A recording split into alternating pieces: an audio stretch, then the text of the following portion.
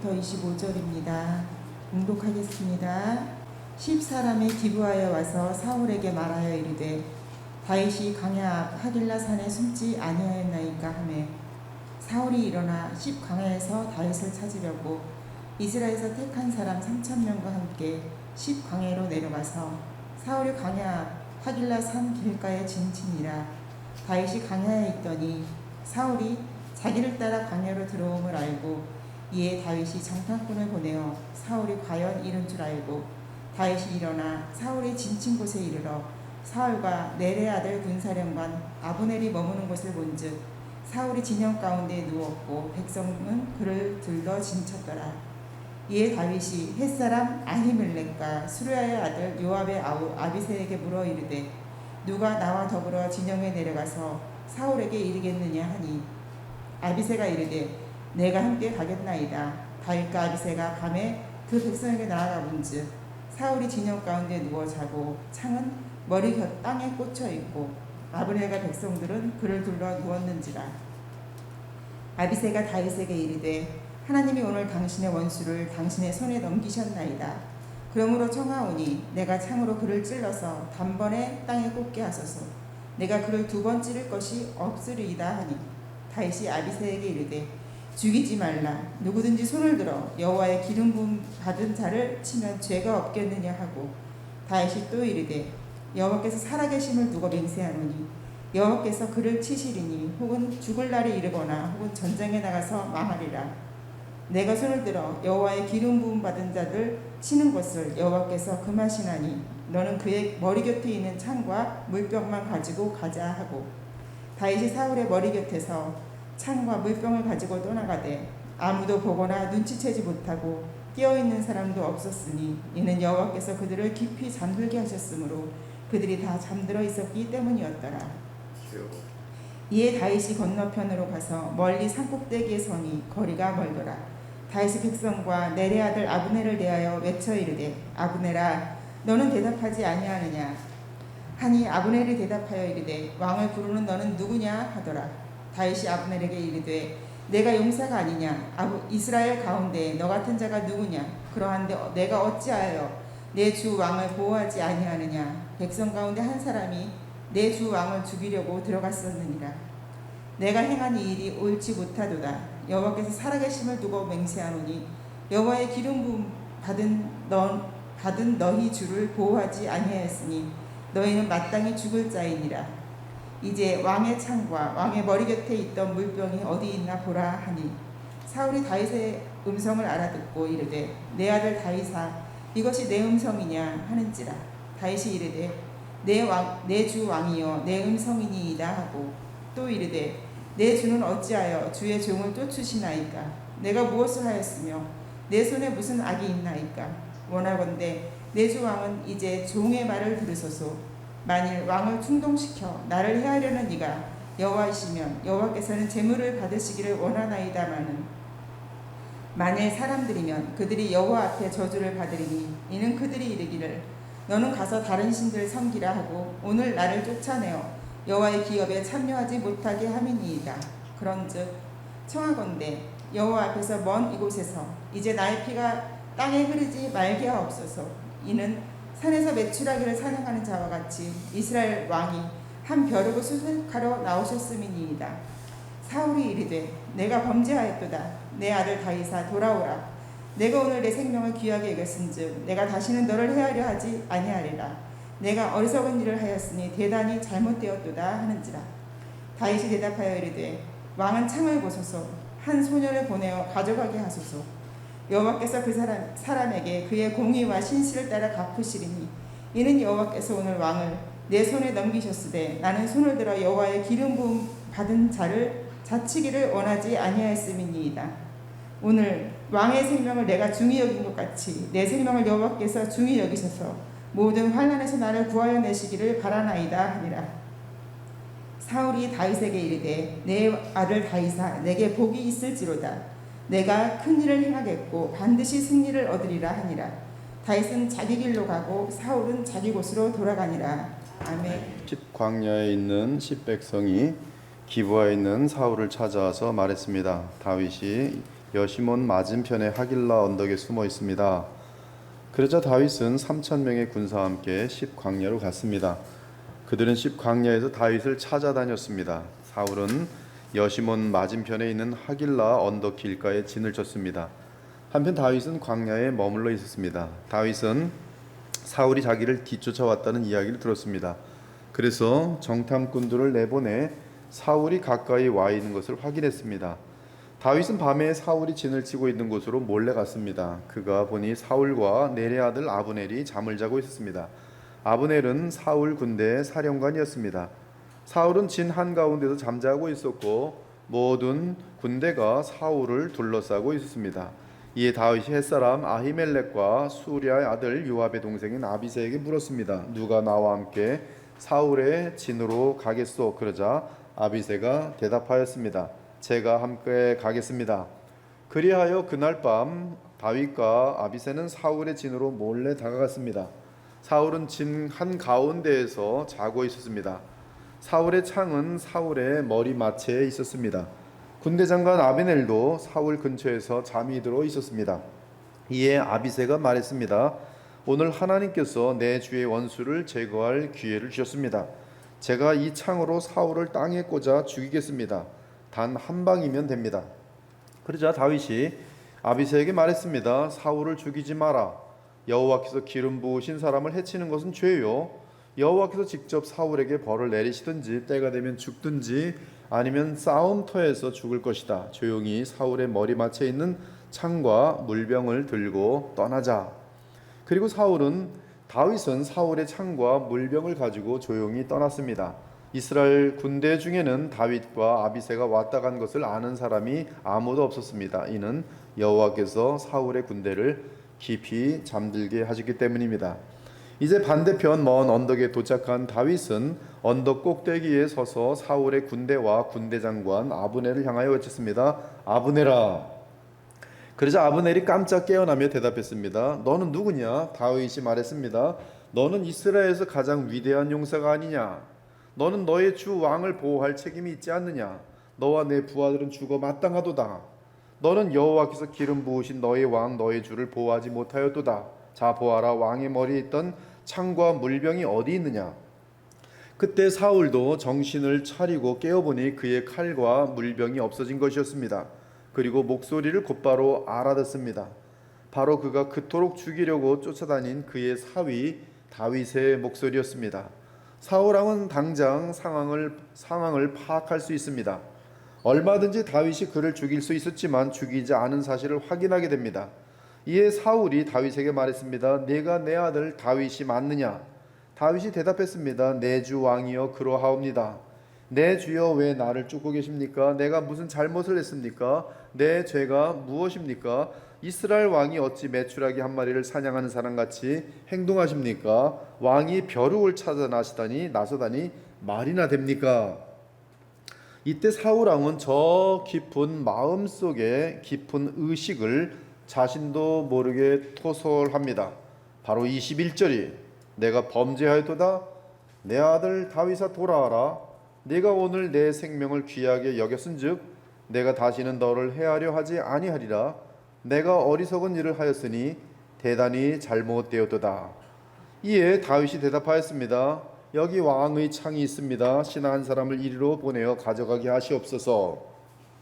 여호와께서는 옳은 일을 하고 충성하는 사람에게 상을 주십니다. 여호와께서는 오늘 왕을 나에게 넘겨주셨습니다. 그러나 나는 여호와께서 기름 부으신 사람을 해칠 생각을 할 수 없었습니다.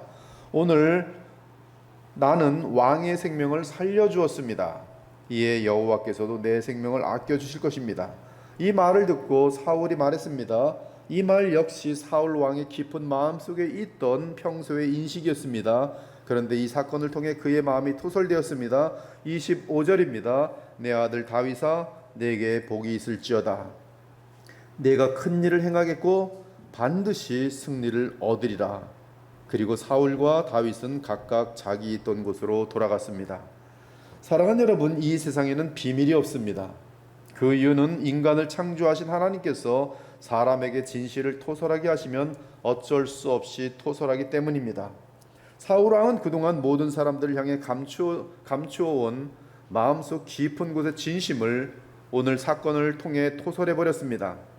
하나는 내가 어리석은 일을 하고 있으며 내가 대단히 잘못되었다는 깊은 잠재의식이고, 다른 하나는 다윗은 복을 받아서 큰 일을 행할 것이며 반드시 승리를 얻을 것이라는 숨은 인식이었어요.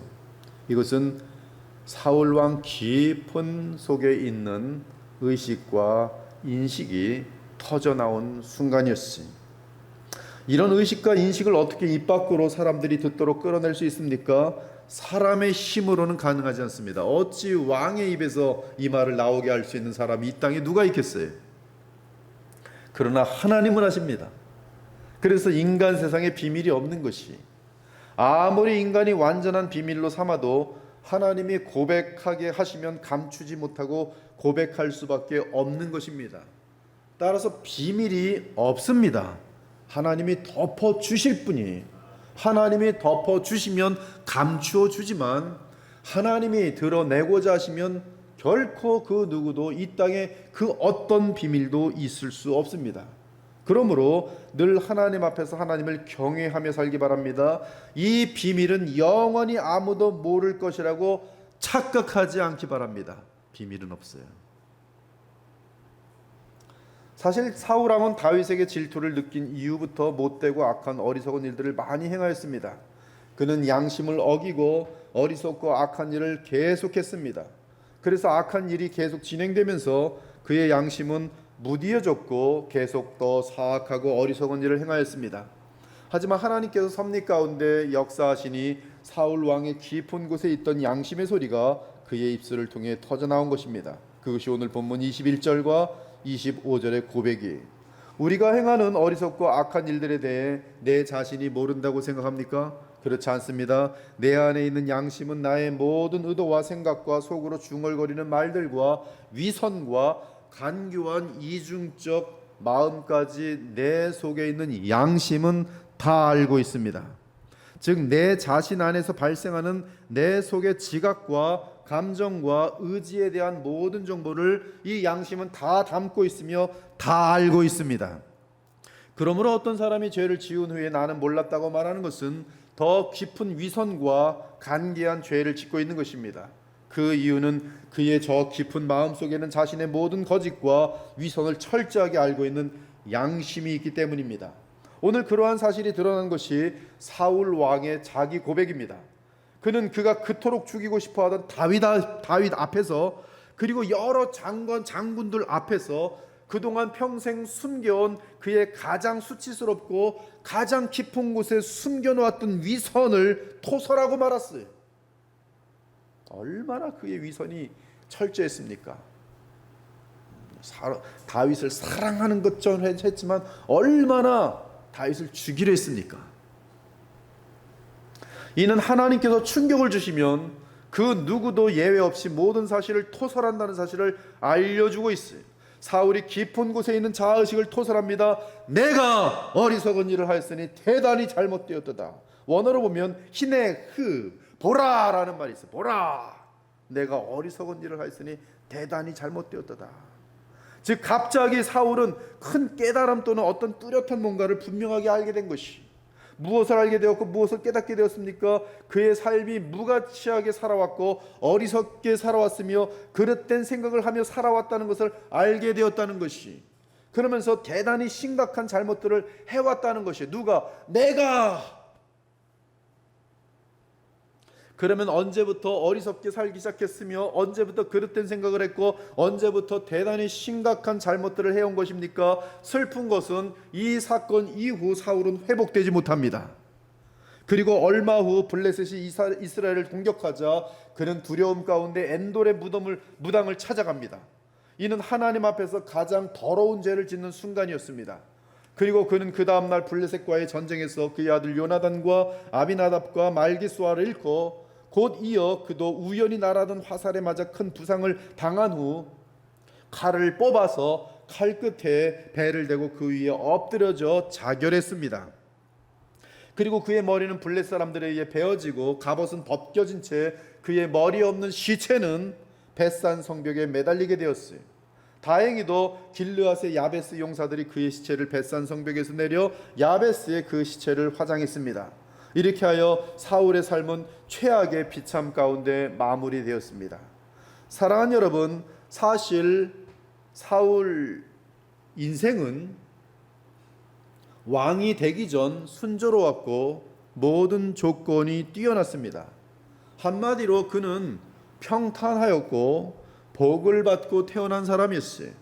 사무엘상 9장 1절 이하를 보니 베냐민 지파의 기스라 이름하는 유력한 사람이 있으니 그는 아비엘의 아들이요 스롤의 손자요 베고라스의 증손이요 아비야의 현손이요 베냐민 사람이더라. 기스에게 아들이 있으니 그의 이름은 사울이요 준수한 소년이라. 이스라엘 자손 중에 그보다 더 준수한 자가 없고 키는 모든 백성보다 어깨 위만큼 더 컸더라. 이 내용을 보면 사울의 아버지 기스는 유력한 사람입니다. 즉 기스는 베냐민 지파 및 이스라엘 전체에 잘 알려진 사람이며 많은 재력과 권세를 갖고 있는 사람이었어요. 사무엘도 기스를 잘 알고 인정합니다. 또한 전쟁에서 큰 용사로 활동한 사람이었어요. 그런데 그러한 유복한 가정에서 사울이 태어났습니다. 그는 얼마나 복 있는 사람입니까? 한편 사울이라는 이름의 뜻은 구하여 얻은 자라는 뜻입니다. 즉 아버지 기스가 사울을 얻을 때 하나님께 기도하여 얻은 아들인 것을 알 수 있습니다.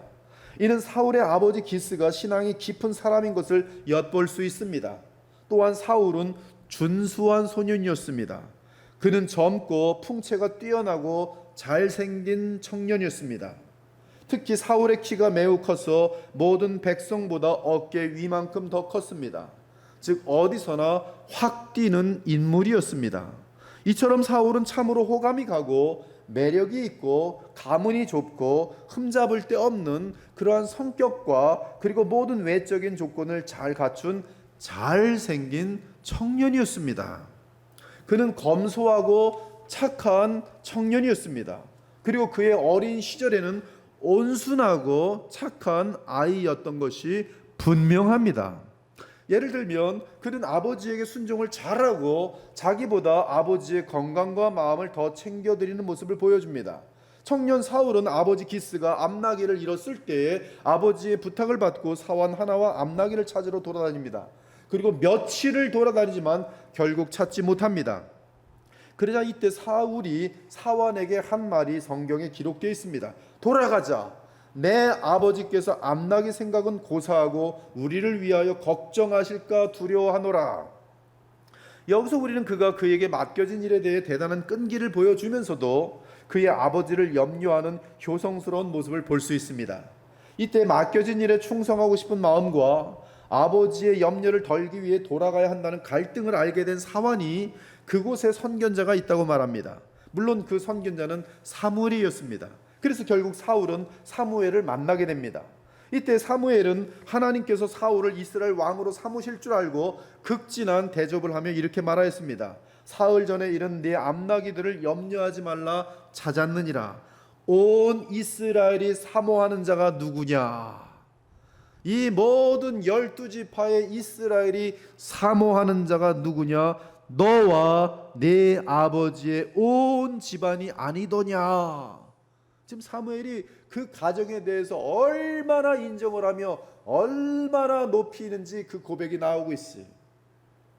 그런데 이때 사울이 그렇게 유복하고 그렇게 권력이 많고 그렇게 이스라엘 전체에서 잘 알려진 가문의 아들임에도 불구하고 사무엘이 그러한 객관적인 평을 내리며 칭찬하였을 때 이렇게 대답합니다. 나는 이스라엘 지파의 가장 작은 지파 베냐민 사람이 아니니까 또 나의 가족은 베냐민 지파 모든 가족 중에 가장 미약하지 아니하니까 당신이 어찌하여 내게 이같이 말씀하시나이까? 아니 그러면 사무엘이 거짓말이라 한 것이 아니에요. 사무엘은 사실대로 말했고 지금 이 내용은 사울이 그만큼 겸손한 자기 자신의 이 인식이 높이지 않고 겸손한 모습의 아이인 것을 청년인 것을 정확히 드러내고 있는 순간이 그는 차분하고 점잖았습니다. 이에 사무엘은 곧바로 의 아이가 얼마나 마음에 들었겠어요. 근데 하나님으로부터 그 아이를 왕으로 세울 것을 이미 들었으니 곧바로 이스라엘의 모든 백성을 불러 모아 사울에게 기름을 부어 왕으로 삼습니다. 너희는 여호와께서 택하신 자를 보라. 모든 백성 중에 짝할 리가 없느니라. 즉 너희 모든 백성들 중에 여러 면에서 우뚝 탁월한 하나님이 택한 자라. 비교할 자가 없도다, 이 뜻이. 왕답도다. 이에 모든 백성이 왕이시여 만세 무궁하옵소서, 만세 무궁하옵소서, 왕의 만세를 외쳐 불렀다라고 기록하고 있어요. 이렇게 하여 이스라엘의 왕이 된 사울은 처음에는 겸손하고 신중한 모습을 보였습니다. 더욱이 고약한 사람들을 향해서도 오래 참는 인내를 보여줍니다. 어떤 불량배는 이르되 이 사람이 어떻게 우리를 구원하겠느냐 하고 멸시하며 예물을 바치지 아니하였으나 사울은 잠잠하였더라. 악한 사람들이 도전하고 멸시하는데도 가만히 참고 있는 사울이, 더욱이 온순하기만 하던 사울 안에는 의로운 분노와 용기가 있는 것도 드러났어요. 물론 주의 영이 사울을 기뻐하셔서 그에게 임하셨습니다. 그것은 암몬 사람 나하스가 야벳 사람들을 박해할 때 이 사실을 알게 된 사울이 왕으로서 분노하는 모습에서 그의 용맹과 그의 어떤 왕으로서의 그 위신이 확 드러나는 것을 볼 수 있어요. 사울이 이 말을 들을 때 하나님의 영에게 크게 감동되며 그의 노가 크게 일어나 한 결의의 소를 잡아 각을 뜨고 전령들의 손으로 그것을 이스라엘 모든 지역에 두루 보내어 이르되 누구든지 나와서 사울과 사무엘을 따르지 아니하면 그의 소들도 이와 같이 하리라 했더니 여호와의 두려움이 백성에게 임함에 그들이 한 사람같이 나온지라. 사울이 벳색에서 그들의 수를 세어보니 이스라엘 자손이 30만 명이요 유다 사람이 3만 명이더라. 무리가 와 있는 전령들에게 이르되 너희는 길르앗 야벳 사람에게 이같이 이르기를 내일 해가 더울 때 너희가 구원을 받으리라 하라. 전령들이 돌아가서 야벳 사람들에게 전하며 그들이 기뻐하니라. 야벳 사람들이 이에 이르되 우리가 내일 너에게 나아가리니 너희 생각이 좋을 대로 우리에게 다 행하라 하니라. 이튿날 사울이 백성을 3대로 나누고 새벽에 적진 한가운데로 들어가서 날이 더울 때까지 암몬 사람들을 치매 남은 자가 다 흩어져서 둘도 함께한 자가 없었더라. 왕으로서의 자기 백성들을 사랑하고 보호하는 그 소박했던 사람이 용맹과 함께 군사를 모아서 신속하게 적군을 쳐 부수는 암몬 사람들을 치는 사울 왕의 모습을 볼 수가 있어. 얼마나 멋있어. 얼마나 멋진 왕이며 얼마나 주의 백성을 아끼는 왕입니까? 생명을 걸고 주의 백성의 자존심을 세우고 주께 영광을 가져다 주는 그러한 모습의 사울 왕입니다. 심지어 사울은 이러한 큰 승리를 통해 백성의 마음을 온통 차지한 상태에서도 그를 대적했던 원수들을 제거하지 않고 용서해 줍니다. 백성이 사무엘에게 이르되 사울이 어찌 우리를 다스리겠냐 한 자가 누구이니까 그들을 끌어내어 우리가 죽이겠나이다. 사울이 이르되 이날에는 사람을 죽이지 못하리니 여호와께서 오늘 이스라엘 중에 구원을 베푸셨음이니라. 사무엘이 백성에 이르되 오라 우리가 길갈로 가서 나라를 새롭게 하자. 모든 백성이 길갈로 가서 거기서 여호와 앞에서 사울을 왕으로 삼고 길갈에서 여호와 앞에 화목제를 드리고 사울과 이스라엘 모든 사람이 거기서 크게 기뻐하더라. 얼마나 아량이 많고 왕답고 멋있고 훌륭한 사울 왕입니까? 또한 사울에게는 하나님께서 마련해 주신 귀한 믿음의 일꾼들이 함께 있었어요. 사울도 기브와 자기 집으로 갈 때 마음이 하나님께 감동된 유력한 자들도 사울과 함께 갔느니라. 사울 주변에 하나님이 세운 믿음이 강력한 유력한 자들이 사울과 함께 있어요. 심지어 하나님 자신도 사울과 함께 하셨습니다. 이에 사무엘이 사울에게 이러한 말을 했습니다. 내게는 여호와의 영이 크게 임하리니 너도 그들과 함께 예언을 하고 변하여 새 사람이 되리라. 이 징조가 내게 임하거든 너는 기회를 따라 행하라. 하나님이 너와 함께 하시느니라. 그리고 사무엘의 말처럼 사울은 하나님으로부터 새 마음을 받아 큰 변화를 입었습니다. 그가 사무엘에게서 떠나려고 몸을 돌이킬 때에 하나님이 새 마음을 주셨고 그날 그 징조도 다 응하니라. 이러보건대 얼마나 모든 면에서 충분히 갖추어진 멋진 왕입니까? 그런데 이러한 왕이 오늘 본문에서 내가 어리석은 일을 하였으니 대단히 잘못되었도다라고 자기 고백을 합니다. 이 고백은 회개의 고백이 아니라 어쩔 수 없이 터져나오는 양심의 고백이었어요. 즉 그의 양심은 자기 존재가 얼마나 어리석고 악한지를 잘 아는 상태에서 그 사실을 고백으로 터지게 만든 것이, 그렇다면 왜 그렇게 훌륭하던 사울이 이렇게 비참한 악인의 모습으로 전락한 것입니까?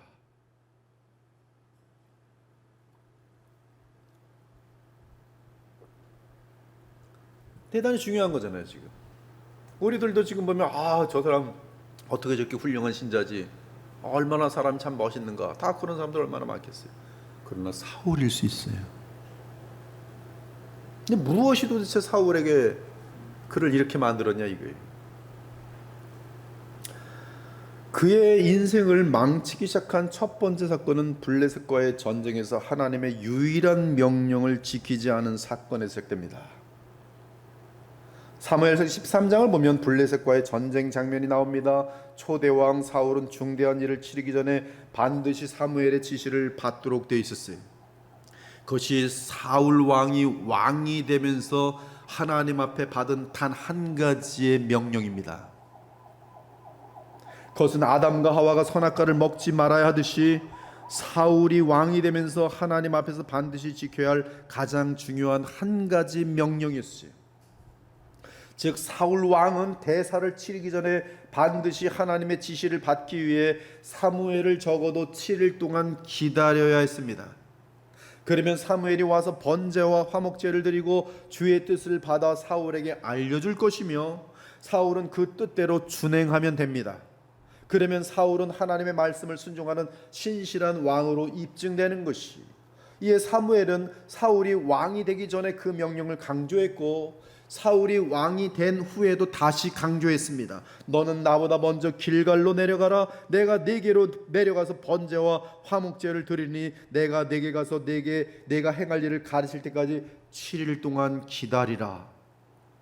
즉 사울은 왕이 된 이후로 뭔가 큰 일을 행하기 전에 반드시 사무엘의 지시를 받기 위해 적어도 길갈에서 7일 동안 기다려야 했습니다. 물론 사울이 길갈에서 이스라엘 백성 앞에서 왕으로 기름 부음을 받을 때는 7일 동안 기다렸고 그 전에 사무엘이 우므로 왕위에 올랐어요. 그리고 사울이 왕이 된 지 2년이 지났습니다. 사울의 아들 요나단이 블렛 사람의 수비대를 공격하자 블렛 사람이 전쟁을 걸어왔습니다. 이에 이스라엘 사람들도 전쟁을 맞서기 위해 모였지만 블렛의 군대의 세력을 보니 너무 강해서 이스라엘 사람들은 기가 주고 도망치기 시작했습니다. 하나님의 테스트에 합격하면 영광이요, 불합격하면 실패. 첫 번째 테스트, 유일한 테스트. 블렛 사람들이 이스라엘과 싸우려고 모였는데 병거가 3만이요 마병이 6,000명이요 백성은 해변에 모래같이 많더라. 그들이 올라와 벳 아됴 동쪽 믹마스에 진침해 이스라엘 사람들이 위급함을 보고 절박하여 굴과 수풀과 바위 틈과 은밀한 곳과 웅덩이에 숨며 어떤 히브리 사람들은 요단을 건너 갓과 길라 땅으로 가되 사울은 아직 길갈에 있고 그를 따른 모든 백성은 떨더라. 사울은 사무엘이 정한 기한대로 이레 동안을 기다렸으나, 잘 알고 있어요. 이레 동안 기다리는 걸 알고 있어요. 사울은 사무엘이 정한 기한대로 이레 동안을 기다렸으나 사무엘이 길갈로 오지 아니하매 백성이 사울에게서 흩어지는지라. 사울은 이 전쟁을 치르기에 앞서 사무엘이 정해준 이레 동안 기다려야 된다는 사실을 알고 있었어요. 잘 알고 있었어요. 그리고 사무엘이 하나님으로부터 지시를 받아서 주면 그것을 순종해야 된다는 것을 잘 알고 있었어요. 그래서 그는 7일이 되는 날까지 기다렸어요. 하루 기다렸어요, 이틀 기다렸어요, 3일 기다렸어요, 4일 기다렸어요, 5일 기다렸어요, 6일 기다렸어요, 7일째도 기다리고 있었어요. 하지만 그날이 끝나는 저녁 6시까지 기다려야 했는데 그 시간까지는 기다리지 못했어요. 7일을 채울 수 있는 몇 시간을 좀 더 기다리지 못하고 결국 블레셋의 공격이라는 위기 앞에서 두려움 때문에 스스로 번제를 드리고 말았어. 즉 참고 있다가 마지막 순간에 하나님의 명령을 저버린 것이, 그리고 그렇게 된 것은 시급한 상황 때문이었어. 그러나 그 시험에서 사울은 결국 하나님의 명령을 어기고 말았어요. 사울 왕이 번제를 마치자마자 하나님의 종 사무엘이 도착했습니다. 7일째 되던 날이 아직 끝나지 않은 때 사무엘이 온 것이, 사무엘은 약속을 어기지 않았어요. 하나님도 약속을 어기지 않았어요. 그러나 사울만이 약속을 어겨버리고 명령을 어겨버린 것이, 사울 왕은 조금만 더 기다리면 되는데 그것을 참지 못하고 하나님의 단 한 가지 명령을 저버렸습니다. 그리고 그에게 허락되지 않은 번제를 함부로 드린 것이, 이에 사무엘이 나타나 그 사실을 알고 사울을 책망합니다. 왕이 망령되이 행하였도다. 단 한 가지의 명령, 그걸 끝까지 기다리지 못하고 망령되이 행하였도다. 왕이 왕의 하나님 여호와께서 왕에게 내리신 명령을 지키지 아니하였도다. 그리하였더라면 여호와께서 이스라엘 위에 왕의 나라를 영원히 세우셨을 것이거늘 지금은 왕의 나라가 길지 못할 것이라 여호와께서 왕에게 명령하신 바를 왕이 지키지 아니하였도다.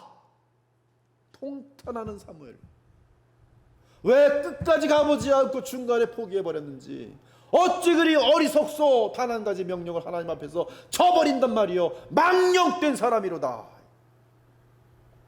이처럼 그런 위기의 상황에서 하나님을 향한 믿음을 저버림으로 말미암아 그에게 주어졌던 단 한 가지 명령을 어기고 말았어요. 따라서 사울의 왕권은 길지 못하게 되어버렸습니다. 그 이후 아말렉 사건에서 한 번 더 사울 왕에게 회개하고 순종할 기회가 주어졌어요. 사무엘이 사울에게 이르되 여호와께서 나를 보내어 왕에게 기름을 부어 그의 백성 이스라엘 위에 왕으로 삼으셨은즉 이제 왕은 제발 여호와의 명령을 들으소서. 얼마나 자비가 많은 거예요. 저번엔 실패했지만 왕이시여, 사울 왕이시여, 정신 똑바로 차리고 이제는 여호와의 말씀을 들으소서. 여호와의 명령을 지키소서. 저번에 실패했지요. 이번만은 지키십시오. 만일 여호와께서 이같이 만군의 여호와께서 이같이 말씀하시는데 아말렉이 이스라엘에게 행한 일 곧 애굽에서 나올 때 길에서 대적한 일로 내가 그들을 벌하노니 지금 가서 아말렉을 쳐서 그들의 모든 소유를 남기지 말고 진멸하되 남녀와 소아와 젖 먹는 아이와 우양과 낙타와 나귀를 죽이라 하였나이다. 왕이여, 이것만은 다시 기회가 주어졌으니 지키십시오. 부탁입니다. 지키십시오. 아말렉 족속을 완전히 진멸하십시오. 진멸하셔야 합니다. 젖 먹는 아기, 우양, 낙타, 나귀 다 죽이셔야 합니다. 하나님의 명령입니다. 다시 주어진 기회입니다. 얼마나 귀한 기회입니까? 사실 하나님은 사울 왕에게 회복할 수 있는 기회를 주신 것이, 하나님은 이처럼 자비롭습니다. 단 한 가지의 명령을 어겨버리고 불신앙을 보인 사울 왕에게 한 번 더 주의 명령을 지킬 기회를 줬습니다. 이때 아말렉과의 전쟁은 반드시 승리할 수밖에 없어요. 그 이유는 하나님은 이미 승리를 약속하시기 때문입니다. 따라 사울 왕은 매우 쉽게 아말렉 족속과의 전쟁에서 큰 승리를 거둡니다. 사울이 아말렉 사람의 왕 아각을 사로잡고 칼날로 그의 모든 백성을 진멸하였더라. 그런데 전쟁에서 승리하자 사울 왕은 곧바로 노골적으로 하나님의 명령을 어깁니다. 그 이유는 아말렉 족속에서 빼앗은 노획물을 진멸하기가 아까웠기 때문에 그래요. 사울과 백성이 아각과 그의 양과 소의 가장 좋은 것 또는 기름진 것과 어린 양과 모든 좋은 것을 남기고 진멸하기를 즐겨 아니하고 단지 가치 없고 하찮은 것만 진멸하였더라. 이에 하나님은 다시 한번 사울 왕이 하나님을 전혀 경외하지 않는 것을 확인하셨어요. 따라서 사무엘에게 말씀하십니다. 내가 사울을 왕으로 세운 것을 후회하노니 그가 돌이켜서 나를 따르지 아니하며 내 명령을 행하지 아니하였음이니라. 사무엘이 근심하여 온 밤을 여호와께 부르짖으니라. 이에 밤새 잠도 자지 못하고 뜬 눈으로 근심과 고통 가운데 밤을 샌 사무엘이 이른 아침에 사울을 찾아갔습니다. 하지만 사울은 하나님이 주신 승리를 마치 자신이 이루어낸 것인 양 자기 이름을 내고 자기 영광을 구하는 일에 바빠 있었어요. 사무엘이 사울을 만나려고 아침에 일찍 일어났더니 어떤 사람이 사무엘에게 말하되 사울이 갈멜에 이르러 자기를 위하여 기념비를 세웠고 또다시 발길을 돌려 길갈로 내려갔다 합니다. 우리가 승리했어. 사울 왕의 이름을 높여라. 기념비를 세워라. 자기를 위하여 갈멜의 기념비를 세우고 또 발길을 돌려 길갈로 내려갔습니다. 왜 길갈로 내려가? 내가 왕이 돼서 이 큰 승리를 거렸다. 기념비를 세워라. 마침내 사무엘이 사울을 따라다와 만났습니다. 그리고 사울에게 말합니다. 왕이 스스로 작게 여길 그때 이스라엘 지파의 머리가 되지 아니하셨나이까? 여호와께서 왕에게 기름을 부어 이스라엘 왕으로 삼으시고 또 여호와께서 왕을 길로 보내시며 이르시기를 가서 죄인 아말렉 사람을 진멸하되 다 없어지기까지 치라하셨거늘 어찌하여 왕이 여호와의 목소리를 청종하지 아니하고 탈취하기에만 급하여 여호와께서 악하게 여기시는 일을 행하였나이까? 이때 사울이 진심으로 회개하였다면 그는 무한히 자비하신 하나님으로부터 회복될 수 있는 기회를 또 얻었을 것입니다. 하지만 사울은 회개는커녕 거짓말을 늘어놓으며 위선을 행합니다. 나는 하나님의 명령을 청종했으며 다 지켰노라. 단지 아말렉 왕 아각을 끌어왔고 나머지 아말렉 사람들은 다 말씀대로 순종하며 다 진멸하였다. 그리고 단지 당신의 하나님 여호와께 제사하려고 가장 좋은 양과 소를 살려두었을 뿐이라. 사랑하는 여러분, 바로 이 부분에서 하나님은 사울 왕을 완전히 버리십니다. 바로 그 부분이 예배를 빙자하여서 자신의 마음을 속이고 사무엘을 속이고 나아가 하나님을 속이고 있는 것이, 예배드리기 위해서 이 좋은 것을 남긴 것이지 나는 하나님 말씀대로 다 했단 말이야. 난 예배드리려고 좋은 거 남겨놓은 거란 말이야. 사울은 하나님이 그의 마음 깊은 곳까지 다 아신다는 사실을 일부러 거부하며 감히 하나님의 종 사무엘 앞에서 거짓말했어. 이는 신약 사도 시대의 아나니아와 삽비라가 베드로에게 거짓말을 한 것처럼 하나님께 거짓을 말한 것과 다름없어. 참으로 하나님을 경외하는 사람이라면 하나님 앞에서 거짓말하는 것이 가능하지 않습니다. 그런데 사울 왕은 하나님 앞에 거짓말을 해요. 그것이 아나니아와 삽비라의 죄와 동일한 죄. 이에 사무엘이 더 이상 사울 왕에게 기회를 주실 수 없는 하나님의 확정된 결정을 알려줍니다.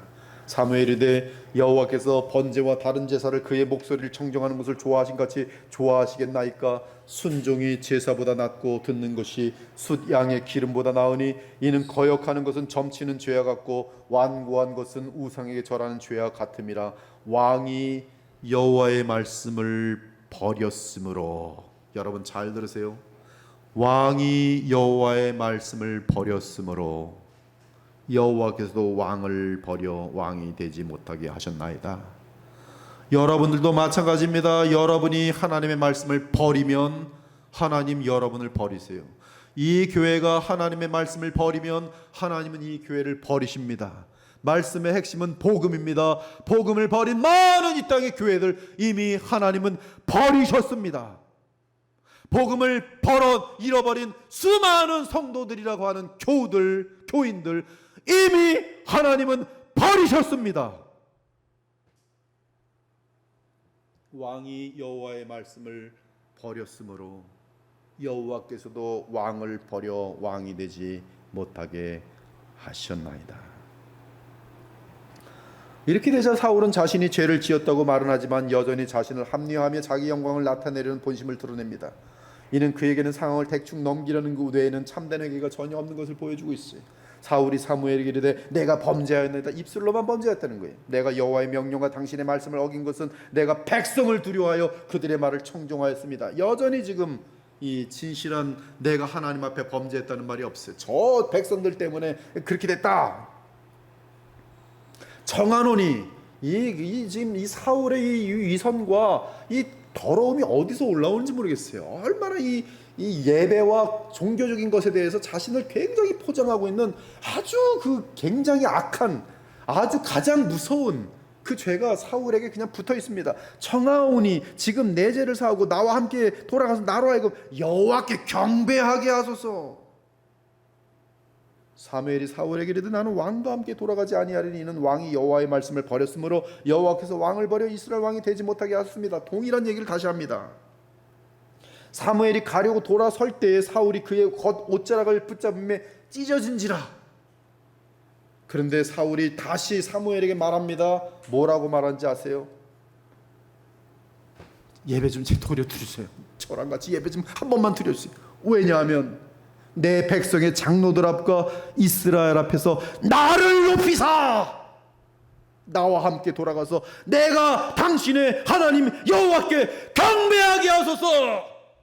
왜 예배를 드리냐면 나 좀 높여주세요. 마지막으로 부탁하는데 사무엘 나 좀 높여주세요. 예배로 모여갖고 나 좀 높여주시고 그리고 이제 떠나도 됩니다. 마지막 청하노니 나 좀 높여주세요. 무엇을 통해서? 예배를 통해서. 이것이 얼마나 무섭고 얼마나 교만하고 얼마나 가증한 것인지 아십니까? 하나님 보실 때 구역질이 날 수밖에 없는 그 마음속 중심을 보신 하나님께서 무슨 생각이 들겠어요? 예배가 지금 자기를 위한 것 아닙니까? 자기를 위한 것. 하나님을 위한 것이 아니라 자기를 위한 예배를 드려달라는 것 아니겠어요 지금? 사무엘이 죽는 날까지 사울을 다시 가서 보지 아니하였고 이는 그가 사울을 위하여 슬퍼함이 없고 여호와께서는 사울을 이스라엘 왕으로 삼으신 것을 후회하셨더라.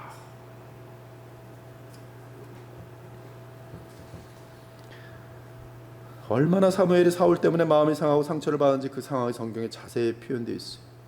이처럼 사울이 하나님을 예배하는 것은 자기를 위한 예배를 만들어가는 모양일 뿐이지 하나님을 인격적으로 경외하거나 사랑하는 그러한 마음과 믿음을 찾아볼 수 없어요.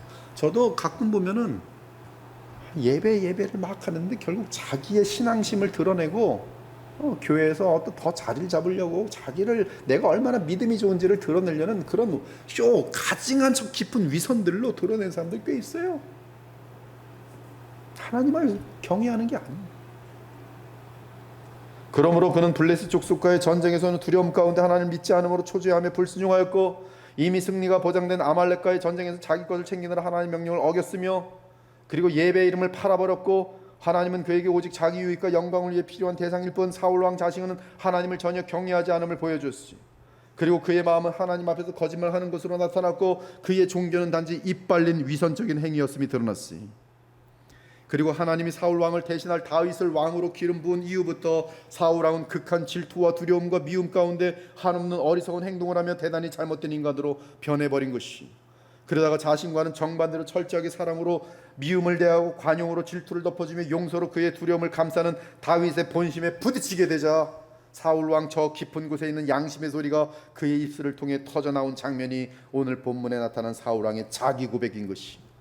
그러나 그는 그 사건 이후에도 회개하지 않았고 결국 블레셋과의 전쟁을 치르게 되면서 너무나 두려운 나머지 엔돌의 무당을 찾아갑니다. 그리고 전쟁에서 화살을 맞은 후 자신의 칼에 자결함으로 생을 마칩니다. 아무튼 사울 왕의 특징은 왕이 된 후부터 오랫동안 완고하게 죄책의 양심을 거슬러 계속 죄를 범하여 왔다는 점이, 따라서 결국 그의 마음은 하나님을 느낄 수 없게 되고 어려움이 찾아올 때 믿음을 저버리는 모습을 나타냅니다. 심지어 하나님의 원수편에 섬으로 하나님을 대항하는 자리에 섭니다. 이런 사울 왕의 상태에 대해 사무엘은 말합니다. 사무엘이 이르되 여호와께서 너를 떠난 네 대적이 되셨거늘 네가 어찌하여 내게 묻느냐. 하나님은 사울의 대적이 되었다 말씀하고 있어요. 사실 하나님은 사무엘을 통해 엘리 제사장에게 참으로 영원한 진리를 선포하신 적이 있어요. 잘 들으세요. 너희는 어찌하여 내가 내 저소에서 명령한 내 제물과 예물을 밟으며 내 백성 이스라엘이 드리는 가장 좋은 곳으로 너희 배를 살찌게 하느냐. 그러므로 이스라엘의 하나님 나 여호와가 말하노라. 나를 존중히 여기는 자를 내가 존중히 여기고 나를 멸시하는 자를 내가 경멸하리라. 이것은 진리입니다. 하나님의 말씀을 존귀히 여기는 것은 곧 하나님을 존귀히 여김이, 하나님의 말씀을 업신 여기는 것은 곧 주를 업신 여김이, 하나님의 말씀을 버리는 것은 곧 주를 버리는 것이요 이에 주께서는 그를 버리도록 되어 있으니 나를 존중히 여기는 자를 내가 존중히 여기고 나를 멸시하는 자를 내가 경멸하리라. 근데 사울 왕은 예배와 주의 명령을 업신여겼으니 이는 그에게 하나님을 경외함이 없음으로 주께 불순종함으로 주를 멸시하는 행동으로 돌아가는 것이며 이에 하나님은 약속대로 그를 쳐버린 것이. 아무튼 사울 왕은 사무엘과 다윗과 동행하신 주 하나님을 수십 년 동안 겪어오면서도 회개는커녕 질투와 교만과 미움으로 더욱 강팍하여졌기에 어려운 일이 찾아오고 죽음 앞에 서게 되었어.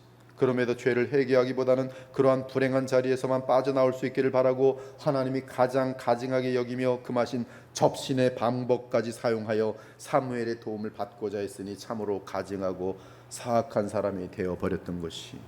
결론적으로 보면 사울은 하나님을 자신의 왕으로 모시지 않았습니다. 단지 나를 도와줄 능력 많은 신으로만 믿었어요. 그래서 그는 참 신앙을 소유하지 못했던 것이. 그러므로 오늘 우리가 내리는 결론은 아무리 좋은 가문과 세상에서 뛰어난 조건을 가진 자라도 심지어 인간적으로 볼 때 칭찬할 만한 많은 여러 요소들이 있더라도 하나님과의 관계가 왕과 종으로 형성되지 않는 자는 결국 그의 연약한 죄성에 무너지게 되면서 비참한 존재로 인생을 마감한다는 사실이, 이에는 예외가 없습니다. 그러므로 이 땅에서 여러 특권을 지녔다고 해서 반드시 참된 믿음을 소유하는 것이 아닙니다. 좋은 교회를 다닌다고 해서 반드시 깊은 믿음의 사람이 되는 것이 아니에요. 이렇게 아름다운 교회를 다닌다고 해서 반드시 깊은 믿음의 사람이 되는 것이 아니에요. 황당한 일이 얼마든지 있을 수 있는 것이. 믿음의 가정에서 성장한다고 하여 반드시 믿음이 옳은 것이 아닙니다. 그렇게 모든 가족들이 믿음이 그렇게 깊고 예수 그리스도의 성품을 온전히 닮아 있는데 그 중에 마귀 하나가 생겨날 수도 있어요. 가족 중에 하나가. 어떻게 그렇게 믿음이 없고 어찌 이렇게 믿음을 대적하는지. 놀라운 그런 역사 속의 일들이 많이 있습니다. 참으로 하나님의 사람들인데 신기하게 그 자녀들 중에 보면 마귀에 방불한 사람들이 있어요. 여러분, 사무엘의 아들들도 아주 방탕꾼들이었어요.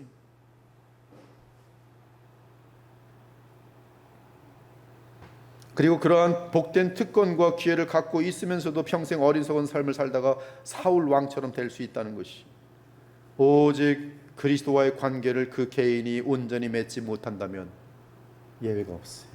예외가 없어요. 혹시 여러분이 하나님을 믿는 이유가 사울 왕처럼 자기 영광을 구하기 위한 것이 아닌지요? 얼마든지 자기 영광을 구하기 위하여 교회의 열심을 얼마든지 낼 수 있습니다.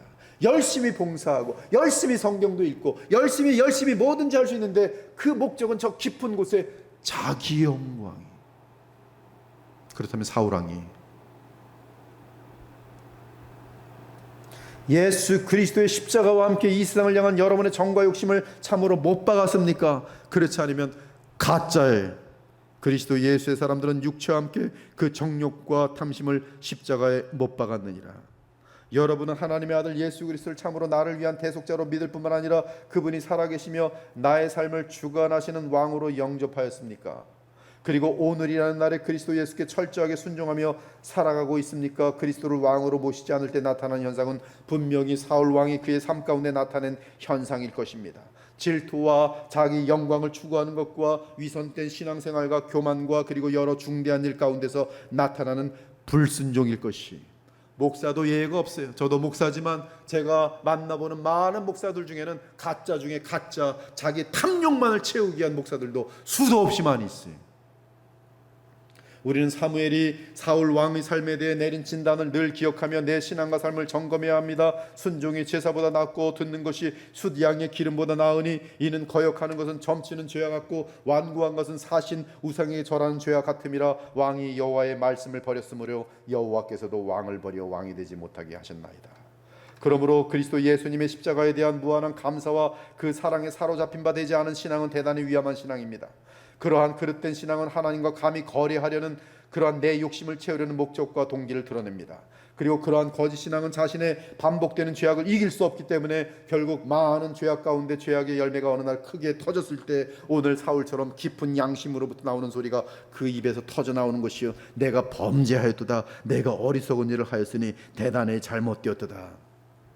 이 말을 현대말로 바꾸면 이 시대의 청년들 그리고 그릇된 신자들의 자기 보고백입니다. 어리석은 놈, 마귀 같은 놈. 자기 자신에 대해 자기가 하는 얘기예요. 너는 지옥불에나 떨어져라. 하지만 저 형제님, 저 성도님은 진정 아름다운 신앙을 가진 자로구나. 그는 하나님께 복을 받을 것이다. 그러나 너는 지금 자의예요. 이 상태로 반드시 지옥에 떨어져 망하게 될 것이다. 어느 날 그것을 아는 거예요. 얼마나 위선적이고 거짓으로 가득 찼고 자기의 탐욕과 자기의 영광만을 추구하고 있는지 어느 날 아는 것이, 언제 하나님께서 만지실 때 깜짝 놀라면서 하는 거예요. 그리고 거울을 쳐다보는데 자기 모습이 마귀, 뱀이, 간사한 존재, 자기 목을 붙들고 죽이고자 합니다. 너는 죽었어. 자기 스스로 선포합니다. 양심이, 넌 지옥불에 합당해. 제가 알건 많은 청년들은 구원의 확신이 없는 가운데서 죄가 반복되니까 알아요. 난 구원받지 못한 것 같아. 그러나 그 상태 가지고서는 사회생활이 안 되니까 교회에서는 믿음이 좋은 척해요. 그러나 아무도 보지 않는 곳에서는 음란의 죄악에 빠져 있고 얼마나 많은 무서운 짓들을 하고 있는지 몰라요. 그들은 어느 날 일들이 망하거나 완전한 바닥에 처박히게 될 때 자기 자신에 대해 오늘 사흘과 같은 자기 고백을 하게 돼 있어요. 죽일 놈, 나가 죽어라. 넌 지옥불에나 떨어져야 마땅해.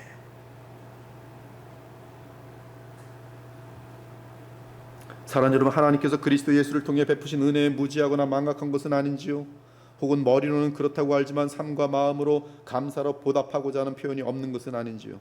그런 신앙은 사울의 신앙이.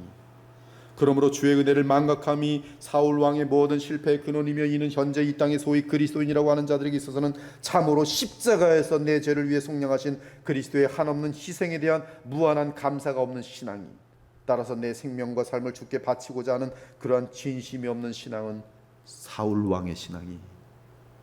이런 거짓 신앙으로 나타난 또 다른 현상은 자기 주변의 참된 신자들을 멀리하고 원수로 삼는 사실이. 사울은 하나님이 그의 곁에 세워주신 주의 종 다윗을 향하여 끝없는 질투 가운데 가장 어리석은 일들을 반복하며 박해하였고, 주의 종 사무엘에 대해서도 늘 자신의 영광을 위해 필요한 존재였지 사무엘을 향하여 진정한 감사를 단 한 번 보인 적이 없으며, 또한 사무엘과 참된 신뢰관계를 쌓지 못했으며 심지어 자신의 아들 요나단에게도 한없이 잔인했고 심지어 죽이려 한 적도 많았고 말로 다 할 수 없는 쌍욕도 자기 아들 요나단에게 퍼부은 사람이 바로 사울이. 근데 그런 사울의 신앙을 가진 많은 장로들과 많은 권사들과 많은 목사들이 있어요. 쌍욕을 하고 저주를 하고 발길질을 하고 때려 부수고 경찰들 부르고 주먹질하고. 여러분, 이것들이 교회에서 발생한 일 많이 봤습니다. 저는 교회에서 예배드리는데 집어 던지고 심지어 똥 가다가 부었고 머리 끄덩이 붙들고 권사들끼리. 이것이 너무나 희귀하게 천만부지 일이나 있으면 얼마나 감사하겠어요. 근데 한 교회 역사상 여러 번 발생하는 일들이 얼마나 비참하고, 그러한 모습을 본 자녀들은 다시는 교회 안 가요. 다시는 교회 안 가요.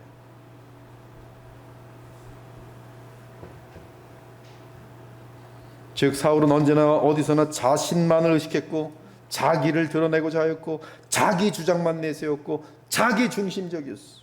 그에게는 처음부터 끝까지 왕이신 여호와 하나님을 향한 의식도 충성도 믿음도 없었어. 이러보건대 거짓 믿음을 가진 사람의 가장 전형적인 특징은 하나님의 은혜에 따라 살지 않는 것이며 오직 자기 중심적인 사람이며 자기 영광을 늘 추구하는 가운데 소위 하나님이 베푸시는 복과 하나님의 능력만이 필요한 그러한 상태에 있는 것이, 그러한 간교함이. 여러분, 더 늦기 전에 깨어나기 바랍니다. 회개하기 바랍니다. 진실하기 바랍니다. 주 예수 그리스도를 온전히 모시고 충성하기 바랍니다. 주께서 섬길 기회를 주실 때, 복음을 배울 기회를 주실 때 철저하게 순종하며 기회를 놓치지 않기 바랍니다. 무엇보다 신속하게 겸손을 철저하게 배우기 바랍니다. 겸손은 내 존재는 선한 것이 하나도 없고 오직 주만이 선하시며 내게는 죄를 이길 능력이 없고 오직 주께만 죄를 이길 수 있는 능력이 있으며 내게 받은 모든 선한 것과 특권과 기회는 내게 자격이 있어서가 아니라 오직 그리스도로 인해 베푸시는 하나님의 은혜라는 사실을 늘 기억하면서 더욱 그리스도를 믿음으로 연합 가운데 하나님과 교통하는 것, 그것이 겸손이, 그것이 참된 신앙의 본질로서 겸손입니다. 그것이 겸손이. 그리스도께 항복하고 그리스도께 충성하며 그리스도께 순종하기 바랍니다. 무엇보다 오늘 말씀처럼 여호와의 말씀을 존귀하게 여기기 바랍니다. 여호와의 말씀을 존귀하게 여긴다면 복음을 전하는 주의 종들을 존귀하게 여기게 돼 있어요. 저는 누구에게 대접을 잘 받는 것에 대해서 대단히 부담스러워합니다. 그러나 성경 말씀에 대해서 교회의 상태를 진단할 수는 있어요. 즉 저에 대해서 리스펙트하지 않는 것은 제가 전하는 복음에 대해서 전혀 소중함을 느끼지 않는 것이, 그것은 제 뒤에 계신 하나님이 저를 보내셨다면 제 뒤에 계신 하나님을 업신여기는 것이, 이것은 작은 문제가 아닙니다. 작은 문제가 아니에요. 여러분 복음을 전하는 종을 위해 얼마나 생각하면서 얼마나 소중히 여깁니까? 하나님의 말씀을 멸시하면 하나님께서 여러분을 멸시합니다. 가정의 복을 받는 거 꿈도 꾸지 마십시오.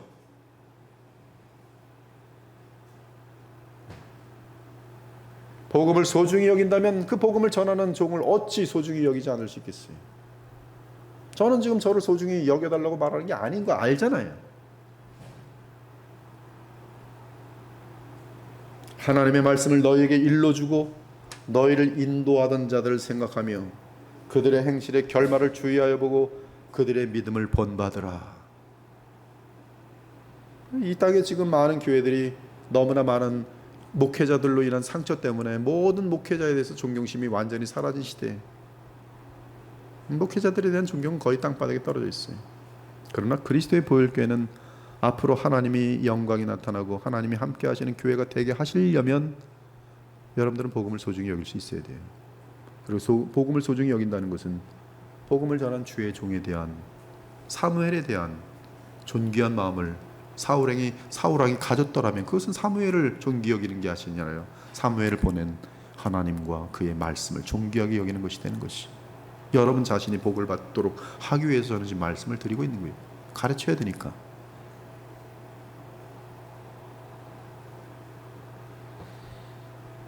그러므로 복음을 전하는 주의 종의 설교를 통해 죄를 지적받을 때는 사울처럼 합리화시키지 말고 주 앞에서 인정하기 바랍니다. 주의 다스림을 받고자 한다면 그것이 회개로서 주께서 그에게 자비를 베푸시고 새롭게 일어나도록 하실 것이, 그리고 다윗처럼 죄악 가운데서도 그리스도 안에서 베푸시는 하나님의 자비를 믿음으로 붙들고 놓치지 않을 때 누구든지 주의 은혜로 다시 일어나 죄와 싸워 이기면서 하늘의 지혜와 총명으로 가득하게 되어 더욱 복음의 능력 가운데 남은 삶을 승리로 살아낼 수 있게 되는 것이, 오늘 우리는 사울의 불신앙의 거짓된 삶을 보면서 경계심을 갖도록 주께서 오늘 이 말씀을 주셨어요.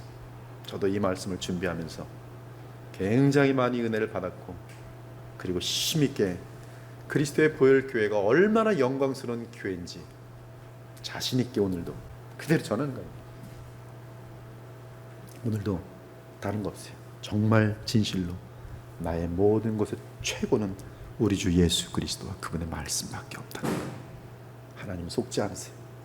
그러한 자들을 하나님은 보호하시고 남이 알지 못하는 비밀을 부어주시고 하늘의 신령한 역사들로 그들은 또 알아요. 하나님이 나를 기뻐하시는구나, 정말 만족해 하시는구나, 분명히 나타납니다.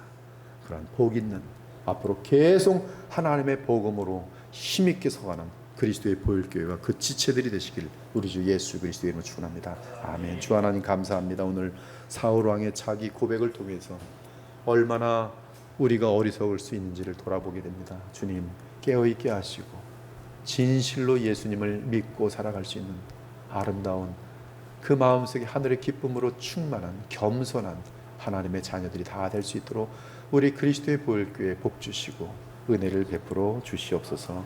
살아계신 우리 주 예수 그리스도의 이름으로 기도 올려옵나이다. 아멘.